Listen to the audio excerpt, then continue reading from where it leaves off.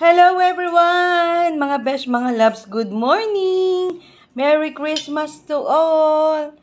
Time check, 10:55. Ayan, Christmas Day.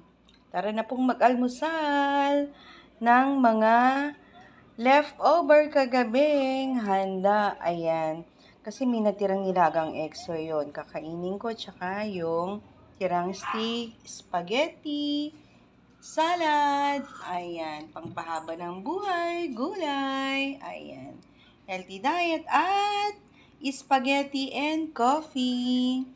May natira ring cake, ayun, para panghimagas, at ito, ayan, yan ang chocolate cake, at ito naman ay puto flan.